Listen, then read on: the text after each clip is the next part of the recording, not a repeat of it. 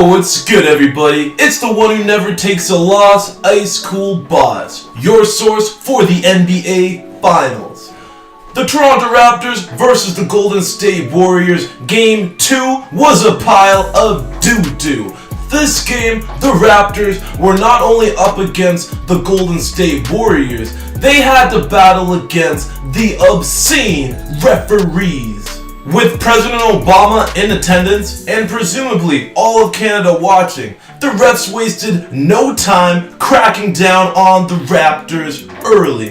If the Raptors so much as breathed on a Warrior, the refs called a foul. A lot of ticky-tacky fouls were called on the Raptors. After the first quarter alone, the Raptors had around 10 free throws less than the Golden State Warriors.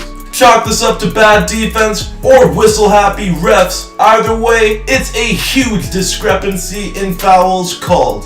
It certainly looked like the refs were trying to will the Warriors to win this game. It's no secret that the more games played in the series, the more money that the NBA makes. There were times when I wished that they didn't make it so obvious who they wanted to win. I almost felt dirty watching this game. Adam Silver must know that the Warriors have no chance to win without Kevin Durant, so Adam put the fix in to set the Warriors up for success. There were several head-scratching calls this game. The Warriors were given permission to absolutely violate the Toronto Raptors, and the Warriors took full advantage of their new green card. Every single time the Raptors drove to the net, the Raptors put their whistles in their back pockets.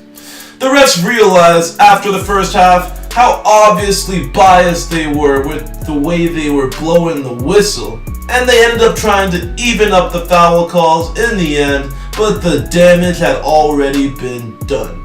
I don't remember the refs being this bad since the old school DeMar DeRozan days in the playoffs. You remember those? Or he'd just be driving to the net just like a maniac hoping to get a foul call. The good old days. Well anyways, those are memories I wish don't ever come up again. Ever.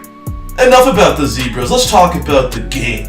The game was a tale of two halves. The Raptors played well in the first half, and they are actually leading by 5 points, 59-54 after 2 quarters. They definitely should have had a larger lead though after the first half. The Raptors were unable to maintain their double-digit lead heading into halftime and let the Warriors go on a run to end the second quarter. It was rough. To start the second half, the Warriors absolutely obliterated the Toronto Raptors. They went on an 18-0 run and ruined all of the Raptors fans' fun. Curry, Clay, and Quinn Cook all contributed threes during that destructive run. The Warriors grew their lead to a hefty 14 points, and they would never look back. The Raptors didn't score a single point in the third quarter until 6 minutes had gone by. After that time, the Warriors had already had enough time to put up 18 points on the board. Everyone knows that the Warriors go on a huge run to start the third quarter. The Raptors knew this still and seemingly could not do anything to stop the impending inevitability of the Warriors' run. Let's take a look at the worst performers of the game, and there are a lot of them, believe me.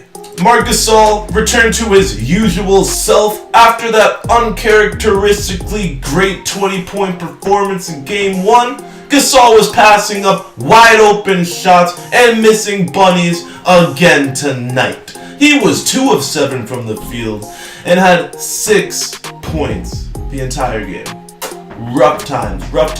He had his moments in this game, but all they were just moments. Unseen Danny Green was bad in this game too. Danny had 8 points and was largely ineffective on offense, except for an absolutely massive 3 to put the Raptors within 2 points with about 25 seconds to go in the game. On a drive, pull up on the paint, one-handed, in and out, misses. Siakam the rebound, Green for 3. Unfortunately, Andre Iguodala would kill all hopes of a comeback with a dagger 3 that he drained to win the game. Has it. Back to Iguodala. Iguodala puts it up. It's gone. Andre Iguodala drills it with 5.9 remaining. Any day of the week, Andre Iguodala stepping in rhythm with confidence knocks it down. Kyle Lowry fouled out of this game. No thanks to the refs. However, he did put himself in positions he shouldn't have been in, which in essence added fuel to the refs' fire. And the refs were looking for any reason to call a foul. And I mean any reason to call a foul against the Raptors. He finished with 13 points and only 2 assists. Normally, Kyle Lowry getting double digits and getting 3 threes in a game is a cause for celebration. However, he let the refs get to him, and he did not perform well after that. After Spicy P had the performance of his life in Game 1, the Warriors clearly game planned for him this game and shut him down. Pascal Siakam finished with a terribly inefficient, dismal, abysmal 5 of 18 from the field. Pascal, I believe in you. You'll bounce back. You've been great all year. But you're going to have to find a way to crack the Warriors' defense against you to have a shot at winning Game 3. Norman Powell was great in this game early and had a huge dunk. Playoff Powell also had the largest plus-minus of any Raptor at plus 13. Unfortunately, he cooled off in the second half and was largely ineffective from then on. The reason I've gotten this far without mentioning Kawhi Leonard is for a good reason. He is far too good of a player to be mentioned in the same breath with the mediocre play from the Raptors tonight. Kawhi Leonard was a beast tonight. The King of the North was facilitating the offense early. He got the Raptors' first 5 points of the game and didn't take his foot off the pedal until the end of the final frame. He had 34 points and 14 rebounds. Kawhi was playing well this game. There were at least 5 times Kawhi Leonard drove to the rim and got absolutely violated on his way to the net. The refs just sat back and watched as the Warriors did whatever they wanted to Kawhi Leonard on every single possession in the game. Huge props to Kawhi Leonard though for playing through all of the adversity and still being able to put up 34 points. He is the only reason that the Raptors had a sliver of hope of coming back and winning this game in the end. Fred VanVleet was on fire in this game early. Ever since he had his baby, he's been playing excellently. VanVleet did a tremendous job guarding Steph Curry. When he was guarding Steph Curry only shot 1 of 6 from the field in the first half. VanVleet was doing an excellent job on defense there. This man wasn't just playing well on defense though. Fred VanVleet put up multiple shots that were of huge importance. He had 17 points in this one. Unfortunately, in the second half, his production, like most of the Raptors, trailed off a cliff. The Raptors lost not only because of their terrible play, not only because of the referees, the Warriors were simply the better team tonight. Steph Curry, Klay Thompson, and Draymond Green all led the Warriors to victory. Steph was only 6 of 17 from the field, but he had 23 points in this one. Missed opportunity from the Raptors not being able to win this one when Steph Curry is shooting so poorly from the field. Draymond Green in this one rebounded after his triple-double in Game 1. He played even better this game and had 17 points, 10 rebounds, and 9 assists. He was stopping Pascal Siakam dead in his tracks all game. Klay Thompson was huge for the Warriors tonight.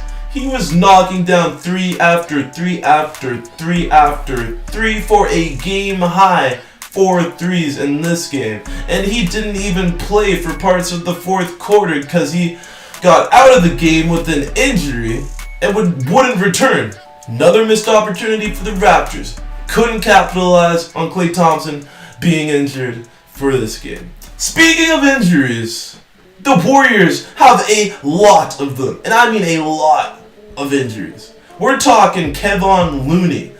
He got a sprained collarbone in this game and was escorted off the court and would not return.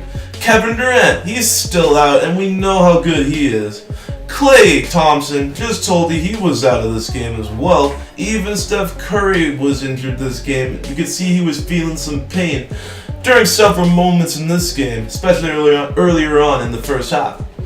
Andre Iguodala has had some serious injury problems in this playoffs too, stemming from the Portland Trail Blazers series where he was coming off of a left leg injury. Ever since that, he hasn't performed like the former All-Star like everyone knows that he can perform like. It wasn't until later on in the game when Andre Iguodala would return to his All-Star form by draining the dagger 3 that would seal the deal for the Warriors to win this one. Hell, even Quinn Cook got in on the action this game and drained 3 threes of his own. If you don't know who Quinn Cook is, you're forgiven. He's a backup point guard for the Warriors, and the Raptors gave him no respect and would leave him wide open from 3 consistently. And he proceeded to make the Raptors pay for that mistake. Cousins to Cook. Cook tries it. Cook knocks it down. Cook off the bench with his second three-pointer. And Iguodala comes out of the pack. I love how Quinn Cook is competing. And shooting. And hitting. 3 3-pointers for Cook. This game is now over, and the Raptors can now regroup and hopefully wake up on the right side of the bed for Game 3 on Wednesday night. I'm going to try and forget about this game, just like the rest of Canada probably will do too. How are you guys feeling about this tonight? Are the Warriors back in the driver's seat after this game? Can the Raptors possibly rebound on Wednesday night? Let's hope so, honestly. And let me know what you think down in the comment section down below. Thanks for watching today's video. Take it easy. Like, subscribe, hit that bell icon to be notified when I provide new NBA content. See ya!